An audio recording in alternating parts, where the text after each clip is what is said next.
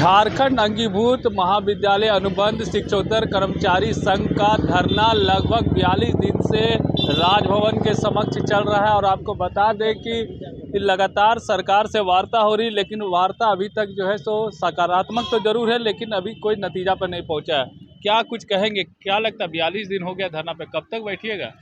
देखिए, लगातार हम लोग यहाँ पर आज 42वां दिन है हम लोग का धरना का, और ये अनिश्चित धरना हम लोग का है। यदि सरकार इस पर अगर संज्ञान नहीं लेता है तो लगातार हम अपने जो है इसके आंदोलन का रूप ले लेगा, और हम लोग बृहत रूप में इसको आंदोलन के रूप में लेंगे। और हम लोग यहाँ पर के सरकार से हम लोग ये भीख नहीं मांग रहे हैं, हमारा हक है। सरकार से हम लोग अपने हक का लड़ाई लड़ रहे हैं। हम लोग लगातार यूजी पीजी का सारा काम हम लोगों ने राज यूनिवर्सिटी के अंतर्गत में हम लोगों ने किया है। इलेक्शन का सारा हम लोगों ने काम किया है, और लेकिन आज हम लोग देख रहे हैं कि हम लोग को सरकार जो है कोई सुध ही नहीं लिया जा रहा है। हम लोग यहाँ पर आकर के यहाँ पर लगातार धूप में हम लोग यहाँ पर हैं। हमारे आप देख सकते हैं लगातार बच्चों के साथ महिलाएं यहाँ पर संघर्ष कर रही हैं, धरना पे बैठी हुई हैं। आज हम लोग राज्यपाल जी के पास गए थे, हम लोगों ने ज्ञापन सौंपा है, और राज्यपाल उन्होंने कहा है कि हम जो ये मामला जो आया है इसको हम सरकार पास भेजेंगे। विशेषकर हम सरकार से ये निवेदन करेंगे कि जबकि आपने जब सरकार में आने से पहले हम लोग से वादा किया था कि आप लोग को नहीं निकालेंगे, तो हेमंत सरकार से हम बात यही बोलना चाह रहे हैं कि कृपया हम लोगों के ऊपर में जितने लोग कर्मचारी हैं, आपके ये कर्मचारी से आप लोगों ने वादा किया, और आपने कहा था अबुआ सरकार अबुआ देश लेकर के आएंगे, और हम देख रहे हैं हम लोग को बाहर कर दिया गया है। हम ये निवेदन करते हैं कि आप तत्काल ये संज्ञान लीजिए, और ये लगभग 250 कर्मचारी आप रांची यूनिवर्सिटी के अंतर्गत में हैं, हम लोग को तत्काल आप फिर से बहाल कीजिए। तो 250 कर्मचारी हैं रांची यूनिवर्सिटी के अंदर में, कुछ और लोग हैं, क्या कुछ कहेंगे? क्या लगता है 42 दिन से आप लोग धरना दे रहे हैं, क्या लगता है क्यों नहीं सरकार आप लोगों की बातें मान रही है?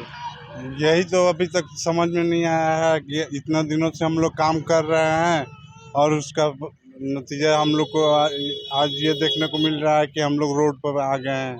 आप लोग अनुबंध पे थे ना, तो हाई कोर्ट का सुप्रीम कोर्ट का जो निर्देश है कि 10 साल जो अनुबंध पर काम कर लिया उसको डायरेक्ट समायोजन कर लिया जाए, तो क्या लगता है कि आप लोग का वो समय पूरा हो चुका है या नहीं हुआ था?